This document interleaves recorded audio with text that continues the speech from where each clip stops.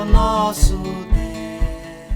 Irmãos, vamos à palavra. Abra sua Bíblia no Salmos de número 80. Salmos de número 80. Eu vou ler apenas alguns versos. Verso de número 3, verso 7 e o verso 19. Salmos 80. Uma breve reflexão nesse momento de exposição da palavra do nosso Deus. Vamos ler junto? 83, 87, 80, 19. Leiamos. Restaura-nos, ó Deus, e faz resplandecer o teu rosto, e seremos salvos. De novo, 7. Restaura-nos, ó Deus dos exércitos, e faz resplandecer o teu rosto, e seremos salvos. 19. Restaura-nos, ó Senhor, Deus dos exércitos, faz resplandecer o teu rosto e seremos salvos. Irmãos, a prática da restauração. Hoje cedo falamos sobre a prática da confissão. Momento precioso que tivemos aqui. Se você não estava aqui, por favor, assista ao culto de hoje cedo. Falamos sobre esse tema, a prática da confissão, baseada no Salmo de número 32. E agora, irmãos, falando sobre os Salmos 80, onde parece que há uma repetição de falas do salmista. Um pedido, restaura, restaura, restaura. Uma fala veemente pedindo restauração. Aqui, irmãos, nós temos Asaf se colocando diante de Deus, não somente por sua vida, mas também em relação à nação de Israel, que precisava sempre desse ato gracioso e misericordioso de Deus de restaurar o seu povo. Queridos, a prática da restauração é a arte de nos colocarmos contritamente nas mãos do divino oleiro, para que ele refaça o vaso quebrado e lhe dê uma forma, lhe dê uma beleza anteriores, depois de alguma forma ter acontecido algum escorregão, algum momento de frieza espiritual, alguma crise existencial, ou qualquer escândalo ou desastre de natureza religiosa, e que faça com que haja uma necessidade de restauração. O estado quebrado que se encontra o crente, que muitas vezes precisa de uma intervenção de Deus, visto o fato de que permanecermos quebrados é permanecer no fracasso, é permanecer na falha, é permanecer no pecado.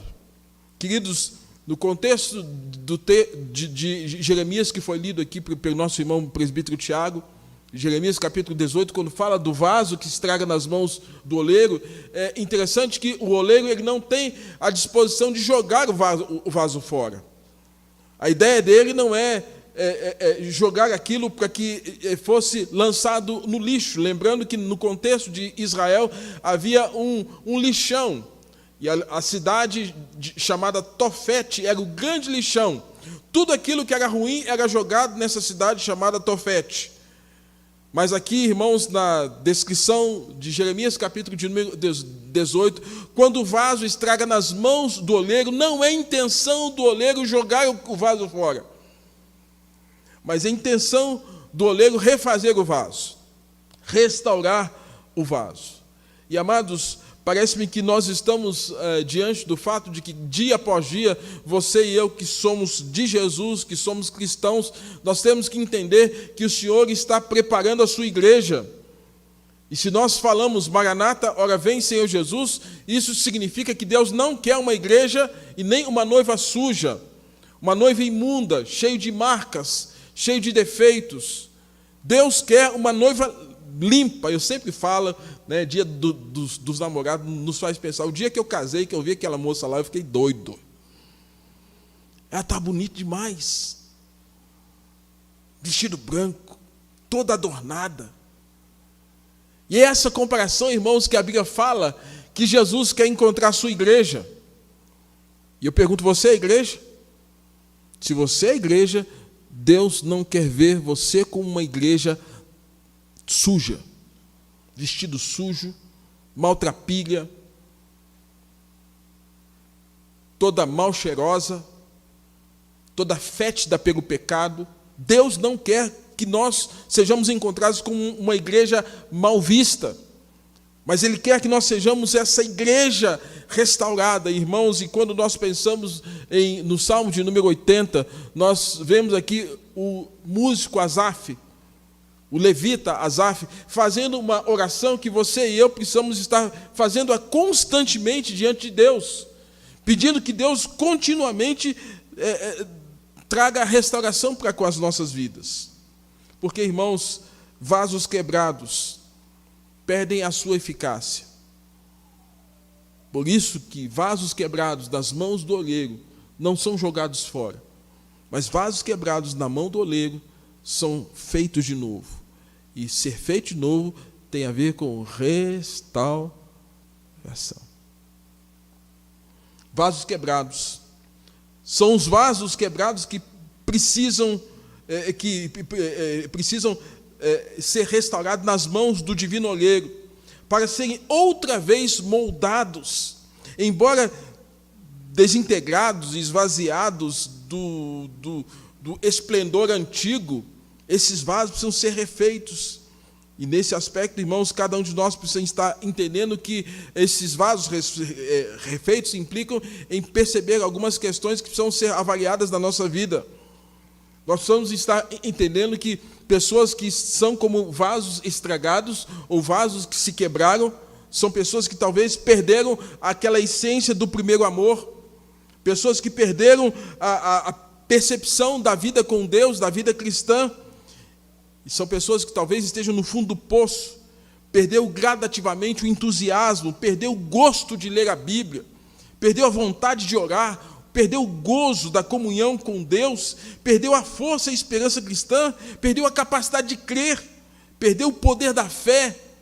E, queridos, nessas condições, tal qual a descrição de Jeremias, capítulo 18, nós falamos aqui praticamente do mês de abril até o mês de maio, sobre o contexto do livro do profeta Jeremias, como a nação de Israel, durante 23 anos em que Jeremias pregou aquela nação acerca de arrependimento, de voltar-se para Deus, aquela nação estava dando as costas para o Senhor, dando as costas para o profeta, a ponto de, um dos últimos momentos cruciais, o rei, ele queima a palavra que foi dada para a nação, joga no fogo. Isso traz um sofrimento para Baruque, traz um sofrimento para Jeremias, e é nessa hora que Deus diz, chega. É nessa hora que Deus está vendo uma nação distante dele, porque a nação de Israel havia perdido a essência do amor a Deus. Queridos, quantas vezes nós nos tornamos apáticos, insensíveis, incrédulos, e pessoas que trocaram a casa de Deus pela comodidade, pela secularização, são vasos quebrados. Vasos quebrados, irmãos, são aquelas pessoas que perderam a noção das obrigações morais. As pessoas ficam desobrigadas gradativamente de obedecer os mandamentos de Deus. Aquilo que antes era visto como um grande prazer para se viver a vida cristã, tornou-se um peso, um grande problema. E nesse aspecto, irmãos, é preciso entender que vasos quebrados são esses que perderam a noção da palavra do Senhor, tal qual o Salmo de número 19, que fala, a lei do Senhor é perfeita e... São pessoas que não veem mais na lei de Deus, na palavra de Deus, a oportunidade de terem as suas vidas, as suas almas restauradas. Quando o Salmos de número 19 fala, o temor do Senhor é límpido e permanece para sempre, os juízos do Senhor são verdadeiros e todos igualmente justos. São pessoas que perderam a noção, irmãos, de que essa palavra é como um mel, tal qual a descrição do Salmo de número 19. Vasos quebrados perdem o primeiro amor, perdem as obrigações morais, perdem a pureza doutrinária. Talvez alguns estejam no fundo do poço porque se distanciaram gradativamente daquele compromisso doutrinário com a palavra de Deus. Tudo começou quando você perdeu a noção da autoridade de Deus. Quem estava aqui hoje pela manhã, eu fiz com que nós nos lembrássemos de um dos momentos em que um pastor inadvertidamente disse que a Bíblia ela tem que ser reescrita, porque a Bíblia que nós temos hoje não é uma Bíblia atualizada para o politicamente correto. E, lamentavelmente, essa fala ecoou nosso país todo e certamente encontrou os menos avisados que também pensam da mesma forma. Então, irmãos, eu fico pensando que talvez essas pessoas perderam a noção daquilo que Paulo tem nos ensinado, e eu tenho pregado aqui em nossa igreja: tem cuidado de ti mesmo, do ensino e da doutrina. Irmãos, pessoas que perderam a pureza doutrinária. Qualquer coisa serve, qualquer coisa engole. Se fala mal de Cristo, está rindo. Se fala mal da igreja, está rindo. Se fala mal da Trindade excelsa, está rindo. Não tem mais aquela postura apologética de defesa da fé. Isso está errado. Isso não é bíblico. Isso é contra a nossa fé, é contra a minha fé. Irmãos, vasos quebrados perdem a noção do primeiro amor, as obrigações morais, a pureza doutrinária, perde o senso de dependência de Deus. Vasos quebrados são pessoas que perdem o senso da dependência de Deus e por isso ficam, de alguma forma, envaidecidos consigo mesmo, porque acham que têm condição de cuidar de si mesmo. E, sobretudo, em tempos, irmãos, onde um dos pilares da doutrina reformada, que é a soberania de Deus, tem sido, de alguma forma, posta contra a parede. O pensamento político dos dias de hoje, irmãos, sobretudo, é aquele que coloca Deus de fora da vida do homem. Deus tem que estar fora. Deus não pode conduzir a família, Deus não pode conduzir o indivíduo. Por quê? Queridos, e nesse aspecto, há muitos que estão perdendo o senso da dependência de Deus. E pessoas que perdem o senso da dependência de Deus, certamente eles estão como esses vasos quebrados. E vaso quebrado precisa de ser restaurado. O que temos que saber, irmãos, que Deus, como esse restaurador, Ele tem uma capacidade tremenda. Basta passar os olhos na história da redenção para você descobrir ou redescobrir a capacidade graciosa de Deus como restaurador. E nós sabemos que quando tudo isso começou, quando esse atropelo começou, nós sabemos quando isso tudo se tornou um grande entrave, a ponto de nós hoje sermos descendentes de Adão e carregarmos as agruras do pecado. Nós sabemos que tudo começou em Gênesis capítulo de número 3. Tudo começou com a desobediência. Tudo iniciou com aquele momento em que os nossos primeiros pais achavam que tinham condições de cuidar de si mesmo e de ter uma vida independente de Deus. Mas, amados, ainda bem que lá em Gênesis capítulo 3, de número 15, nós temos um Deus já preocupado com a restauração desse homem, porque uma vez que havia o pecado entrado na raça humana, quebrou a comunhão com Deus, quebrou a comunhão do casal consigo mesmo, homem, né, com a sua esposa, quebrou a harmonia com a criação, e agora há uma perda completa. É por isso que nós entendemos que esse momento é definido pelos reformadores como a queda. Caiu, perdeu. Mas, amados, o Deus Todo-Poderoso, na sua onisciência, na sua onipresença, é um Deus tremendo que lá em Gênesis capítulo 3, verso 15, aponta o caminho da restauração. No proto-evangelho, Gênesis 3,15, quando o Senhor Deus nos ensina que Ele prometeu que haveria de enviar um descendente da mulher para pisar a cabeça da serpente. E esse descendente da mulher é uma figura que aponta para Jesus, esse Cristo mediador entre nós e o nosso Deus, esse Cristo que haveria de vir e, através do seu sacrifício vicário na cruz, derramar o seu sangue, ainda que ele fosse maltratado pelos nossos pecados, maltratado na cruz, ele não seria vencido, porque ele é vencedor. Esse Cristo haveria de pisar a cabeça da serpente. Esse Cristo havia de aniquilar o pecado e toda a ação danosa que o pecado de nossos primeiros pais trouxeram. Esse Cristo é vencedor. Ele morre, ressuscita de entre os mortos. Está sentado à direita de Deus Pai Todo-Poderoso. É esse Cristo, irmãos, que é o restaurador. Então, pensar em qualquer tipo de restauração sem a pessoa de Jesus não é restauração, vai ficar um serviço, não é nem pela metade. É por isso, queridos, que nós como igreja, você como crente, tem que saber a mensagem pregada por Jesus, anunciada por Ele mesmo, quando Ele diz: eu sou o caminho, a verdade e a vida. Ninguém veio ao Pai senão por mim. É esse Cristo que vem para ser o nosso mediador, nos ligar a Deus, nos reconciliar com o Pai e trazer paz ao nosso coração. E por meio desse Cristo, irmãos, toda restauração é possível que aconteça. E nós temos algumas descrições nas Escrituras do próprio Cristo agindo de maneira a restaurar a vida de pessoas. Alguns níveis de restauração. A primeira delas, restauração física. Deus restaura a saúde de pessoas enfermas. Isaías capítulo 38, 16 fala assim: Senhor, tais coisas os homens vivem, por elas também vive o meu espírito. Tu me restauraste a saúde e me deixaste viver. O nosso Deus é um Deus que restaura. Você acredita que você só está vivo por graça e por misericórdia de Deus? Vou fazer uma pergunta aqui. Quem aqui teve Covid? Quem aqui teve?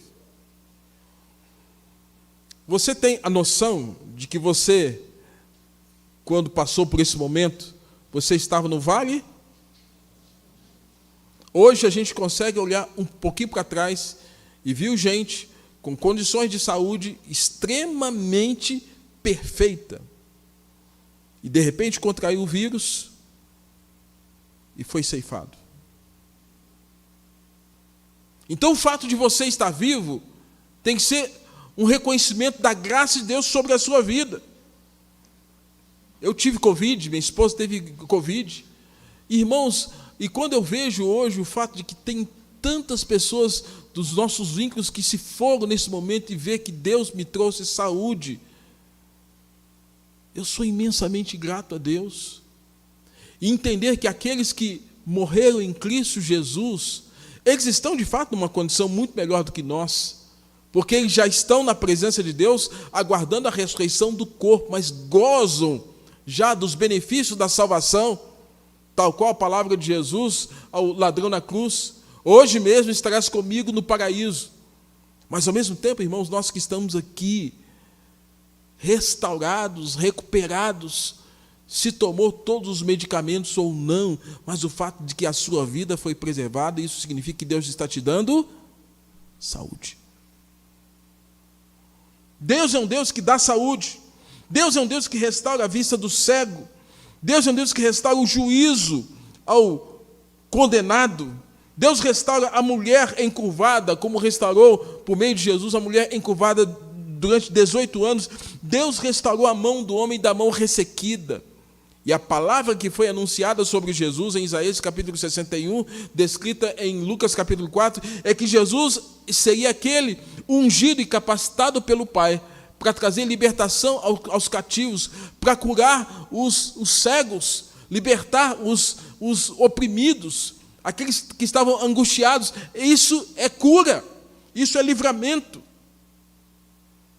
A capacidade do restaurador, irmãos, é restauração espiritual. E a grande restauração espiritual é aquela que começa lá dentro do nosso coração.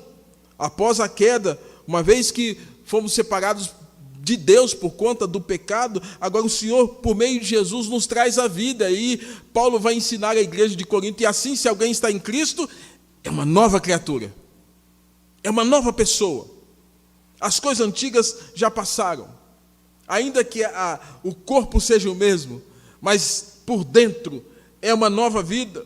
Romanos capítulo de número 6, verso 4, quando o apóstolo Paulo diz assim: portanto, fomos sepultados com ele na morte, por meio do batismo, com o propósito de que, assim como Cristo foi ressuscitado dos mortos, mediante a glória do Pai, também nós vivamos uma nova vida. Ou seja, a Bíblia nos apontando, irmãos, como em Cristo nós podemos ter uma nova vida. Isso é bênção, isso é restauração espiritual.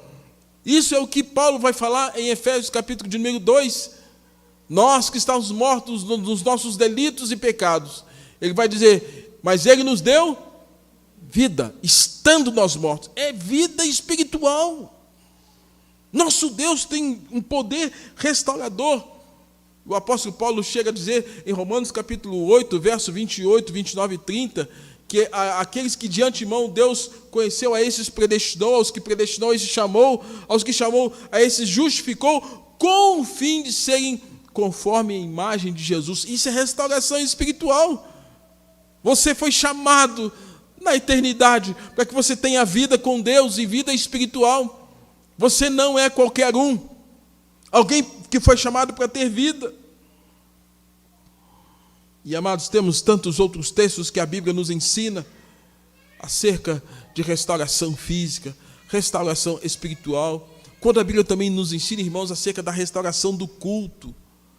Deus restaura o altar, o tabernáculo, o templo, os muros, a cidade de Jerusalém. Deus restaura. Mas a grande restauração, irmãos, é a restauração da sua vida, porque você é templo do Espírito Santo. Nos dias de Neemias, Deus restaurou os muros, Deus restaurou o templo. Nos dias de Jeremias, Deus desejou fazer grandes restaurações. Mas, amados, o que temos por fim é a promessa da grande restauração final. E a grande restauração final será no dia que Jesus Cristo voltar, no dia que nós morrermos.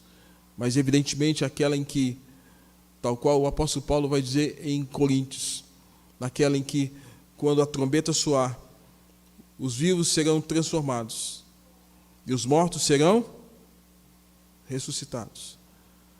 Mortos, encontro do corpo corruptível com essa alma que está na presença de Deus. Os mortos que não morreram em Cristo, corpo corruptível com a alma atormentada, para sofrer no inferno as agruras destinadas e os flagelos que a Bíblia nos ensina. E aqueles que estiverem vivos, imediatamente, subitamente, instantaneamente, serão transformados. Porque esse corpo que nós temos não pode entrar no reino dos céus. Um corpo glorificado adentrando a presença de Deus. Agora sim, restauração. Então eu quero que você entenda, irmãos, que Deus é um Deus que restaura. Restauração física, restauração espiritual, restauração completa, que nos aguarda quando o Senhor Jesus Cristo voltar. E o texto aqui é um pedido de oração. É um clamor, restaura, Senhor, a nossa sorte, restaura-nos, Senhor. Um pedido veemente, restaura-nos e faz resplandecer o teu rosto, irmãos. É uma metáfora que faz com que nós estejamos olhando para aquele momento em que Moisés desce do Sinai. E descer do Sinai significava que Moisés havia tido um encontro com Deus. E quando esse Deus glorioso encontra-se com esse homem, essa glória resplandecendo sobre o rosto de Moisés agora é inigualável, é inconfundível. Moisés esteve na presença de um Deus grandioso. Tem que se colocar até um véu sobre o rosto de Moisés por conta dessa glória. Amados, o que nós estamos vendo aqui? Asaf está falando assim, Senhor, nós perdemos essa glória. Nós perdemos essa comunhão. Nós perdemos esse contato. E é por isso, irmãos, que quando olhamos sobre vaso quebrado fisicamente, gente doente, vaso quebrado espiritualmente, gente que está longe do Senhor, vaso quebrado do ponto de vista moral, vaso quebrado, gente que está aceitando qualquer coisa hoje, do ponto de vista doutrinário. Perdeu-se a glória, e Icabode, foi-se a glória. Mas o salmista, irmãos, ele é para nós uma das grandes referências de pedido de ajuda. Quando olho para histórias como essa, me faz lembrar, e certamente você, como eu, da vida de um homem que precisou de restauração. Davi. a quem se atribui 73 dos 150 salmos que você tem em mãos na sua Bíblia. Davi possuía traços e características especiais. Um homem que, de repente, é acometido pelo pecado, que trouxe um dano tremendo sobre a sua carreira. Um homem que tinha uma carreira bem-sucedida, que tinha uma caminhada tremenda.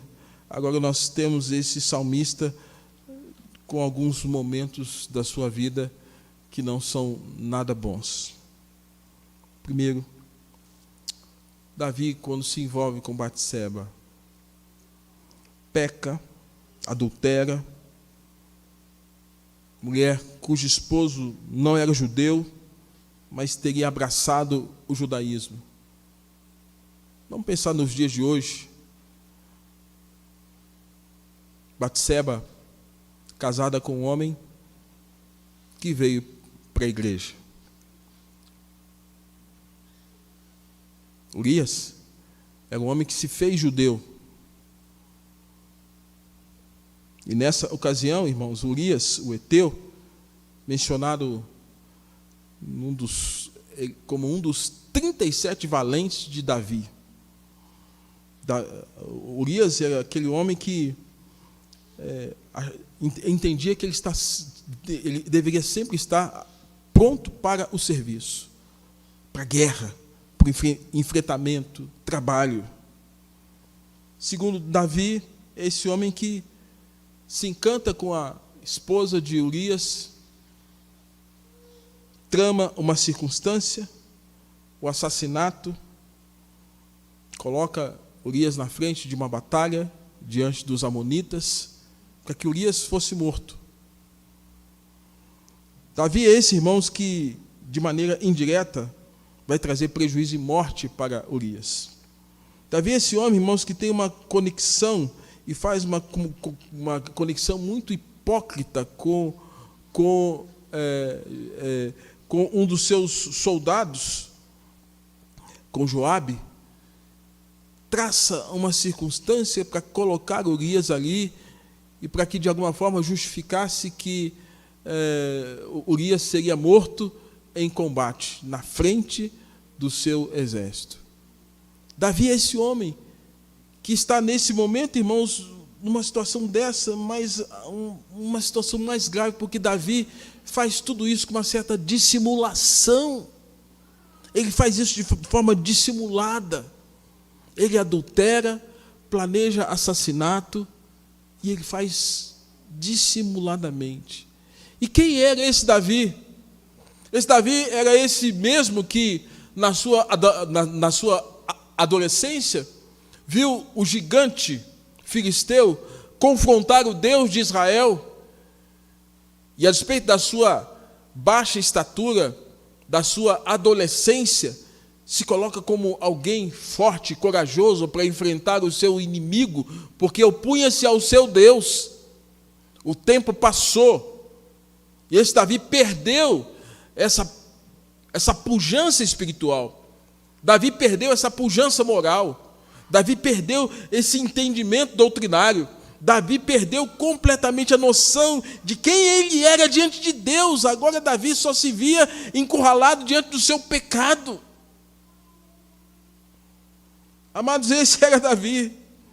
Esse foi Davi, que durante 2 anos, repito, durante 2 anos amargou o seu pecado, porque a criança nasce, o filho dele com Batseba, a criança nasce, ele jejua, ele ora para que pudesse Deus trazer vida para aquela criança, e Deus não traz vida para aquela criança. Mas enquanto isso, irmãos, Davi não está pronto para falar com Deus acerca do problema que está acontecendo na sua alma, no seu coração. Ele precisava de restauração, ele precisava de ajuda. Irmãos, é esse Davi que que sabia da onipresença de Deus, da onisciência de Deus, da onipotência de Deus, conforme o Salmo de número 139. É esse Davi que ficou em frangalhos, destruído por causa do pecado. Esse Davi que sentiu o peso da mão de Deus sobre ele. Esse Davi, irmãos, que a graça obstruída pelo pecado, pela iniquidade, se vê agora num peso, numa carga, num dilema. Esse Davi, irmãos, que agora por conta do seu pecado, se vê diante do fato do filho fazer coisa pior, porque ele foi um mau exemplo dentro de casa. Esse Davi, irmãos, que gastou mais de um ano para reconhecer que estava errado, que precisava abrir o coração e a boca e falar com Deus. Esse Davi que suplicou por misericórdia, se viu como um rei miserável, tinha coroa, mas tinha as mãos sujas de sangue, perdeu a alegria, tinha instrumentos, mas não conseguia mais louvar, tinha bens, mas tudo ficou feio, corrosivo, tinha uma mesa farta, mas perdeu o gosto com a comida, tinha fartura, mas perdeu o apetite, estava cercado de ouro, mas Davi se encontrava tal qual Apocalipse nos ensina acerca de uma das igrejas que estava pobre, cego e nu. E ele se sentia sujo, pedia para ser lavado com ensopo, esfrega, lava-me com ensopo.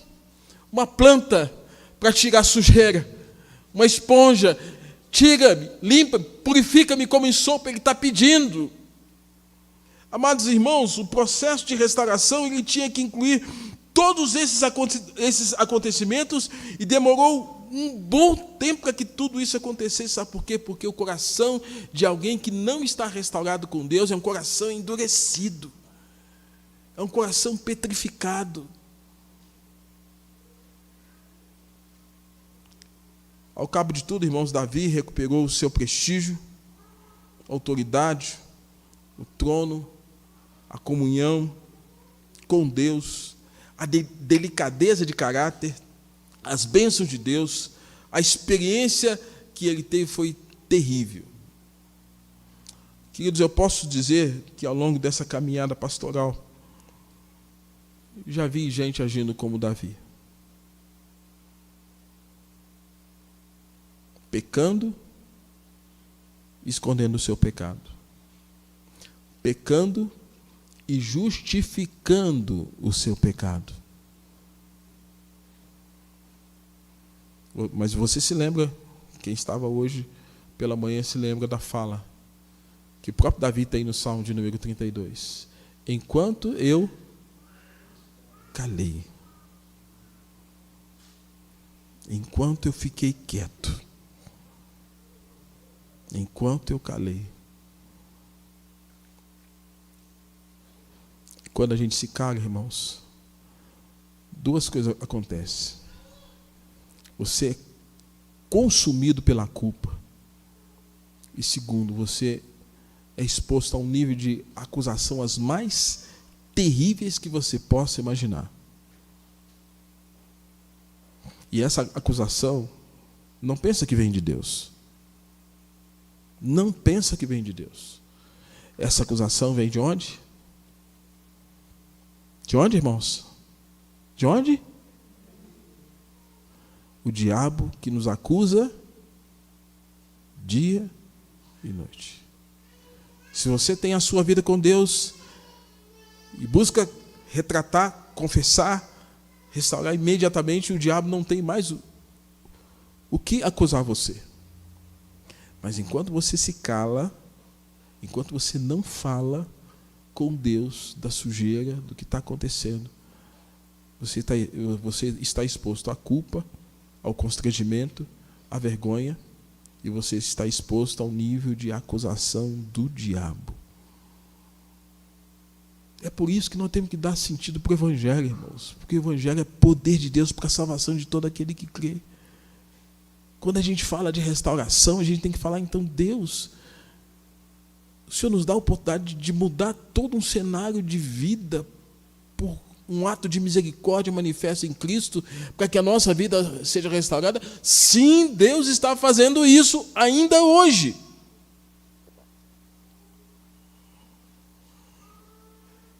Irmãos, caminho da restauração.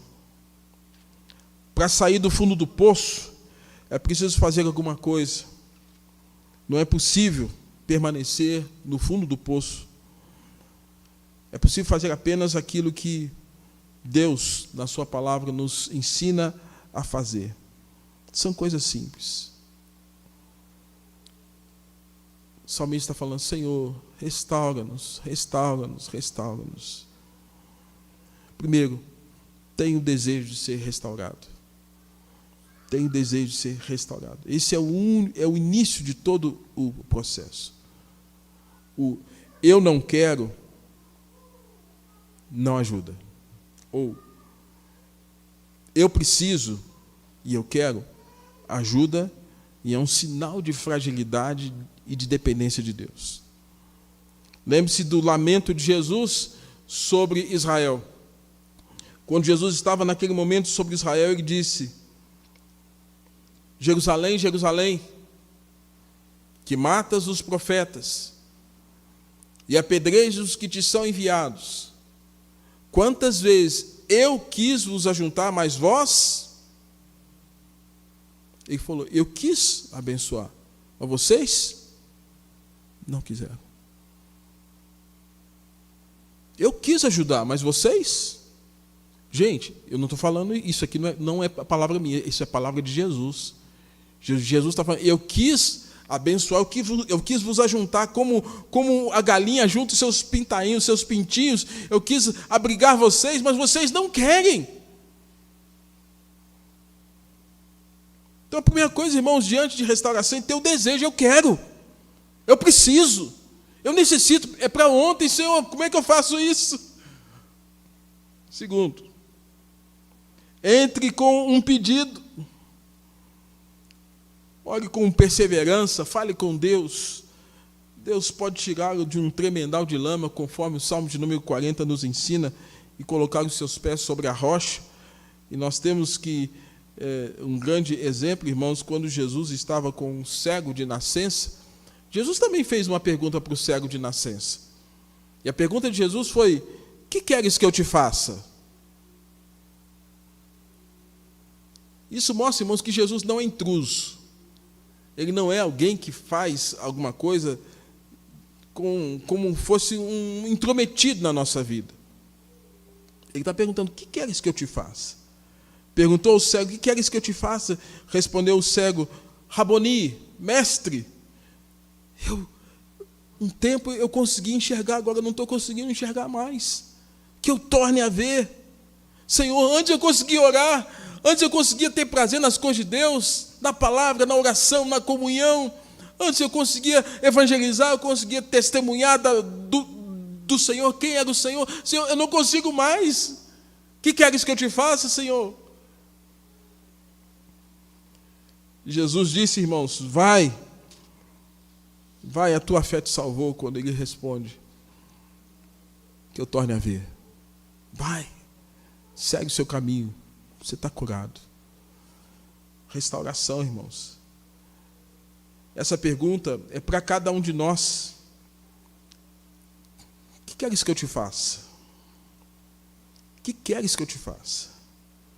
Para ele foi: que eu torne a ver. O que queres que eu te faça? O que você responderia para o Senhor Jesus, para Deus nessa noite? O que cada um de nós responderia para Ele? O que queres que eu te faça? Restauração, irmãos, começa quando a gente mostra onde é que está o problema. E ele foi pontual: Senhor, eu não enxergo, eu não consigo ver, eu não consigo perceber as coisas. E tem um momento, uma outra tradução que fala que ele diz: Senhor, eu estou vendo homens como árvores. E ver homens como árvores significa que havia uma distorção de imagem. Tem um filme, que até fala disso, à primeira vista, que fala de um problema que pode haver na nossa construção de imagem, que se chama agnosia visual. Você vê as coisas, mas você vê de forma distorcida. Há uma disfunção neurológica de tal forma que você não consegue ver as coisas de fato como elas são. E Jesus então passa a mão no barro, no lodo, passa de novo nos olhos daquele cego, e aí pergunta: e agora? Aí ele fala assim, agora eu vejo verdadeiramente. Irmãos, quem sabe cada um de nós aqui não precise de que o Senhor passe novamente as suas mãos de graça e de misericórdia sobre a nossa vida, para que a gente enxergue a vida cristã de forma correta, não com as distorções que o mundo põe, que o pecado põe, que os falsos profetas tentam nos ensinar, mas de ver de forma clara, e nós vivemos a vida cristã de maneira clara, limpa diante do nosso Deus. Lembre-se de onde tudo começou, para a gente buscar restauração. Apocalipse capítulo 2, verso 5 fala isso.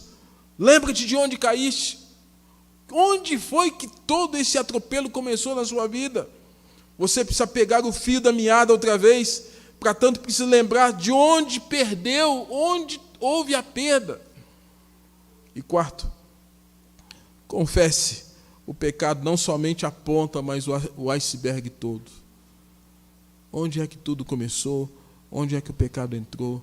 Onde tudo começou, para tirá-lo desse caminho, de tal forma que hoje você precisa, e cada um de nós precisa de restauração. E quinto, irmãos, ter uma atitude de adulto. E essa atitude de adulto nos é ensinada por Paulo. Nós gostamos sempre de 1 Coríntios capítulo 13. Sempre quando nós olhamos para 1 Coríntios 13, nós falamos sobre o amor, não é verdade? Tudo sofre, tudo crê, tudo espera. O amor jamais acaba. Mas havendo língua cessarão, havendo ciência passará. Nós gostamos mais da fase amorosa de 1 Coríntios capítulo 13. Mas eu acho, irmãos, que 1 Coríntios 13 tem uma fase muito realista. E a fase realista de Coríntios 13 está lá no verso 11, quando o apóstolo Paulo fala assim, ao final da descrição de todo o parágrafo, ele fala, quando eu era criança, algumas traduções falam, quando eu era menino. Quando eu era criança, eu pensava como criança. Quando eu era criança, eu sentia como criança. Quando eu era criança, eu falava como criança. 3 movimentos aqui, irmãos, que Paulo vai dizer, que demonstra uma fase um tanto, digamos assim, púbere, infância, que é justificado a ideia da imaturidade. Certamente nós temos aqui alguns pais com crianças, é fato que nós sempre levamos em consideração algumas ações das crianças, porque elas são o quê? Crianças. E para você que já passou de 21 anos, e já nasceu o chamado dente ciso, até do ponto de vista mental, é descrito de que, à medida que você chega a essa fase, 21 anos, você já tem uma construção mental que se chama sinapse, você tem uma capacidade de noção, de percepção de realidade. É por isso que pessoas com menos de 21 anos, quando praticam algum tipo de crime, eles não são analisados conforme o ECA, Estatuto da Criança e do Adolescente. Há uma outra forma de ver, segundo os juízes, os psiquiatras e os psicólogos, em função de que não há uma maturação do cérebro em função da idade. É por isso que a gente tem alguns criminosos aí que praticaram alguns crimes, e se antes de 18, se antes de 21 anos, eles pegam apenas 3 anos de algum tipo de reclusão. E isso se for alguma coisa muito grave. Caso contrário, é entendido de que, no contexto da lei do nosso país, ele se enquadra no ECA, ele não se enquadra no Código Penal. Porque ele é uma criança. Ele não tem capacidade de juízo. Irmãos, e a Bíblia quer fazer para nós uma linha divisória na nossa vida cristã. Tem gente que passa o tempo e não deixa a infância espiritual. Paulo fala isso em Coríntios. Leite vos dei porque alimento sólido não podia suportar. Por Porque Paulo quer mostrar, irmãos, que a igreja de Corinto precisava crescer. Os crentes precisavam se desenvolver.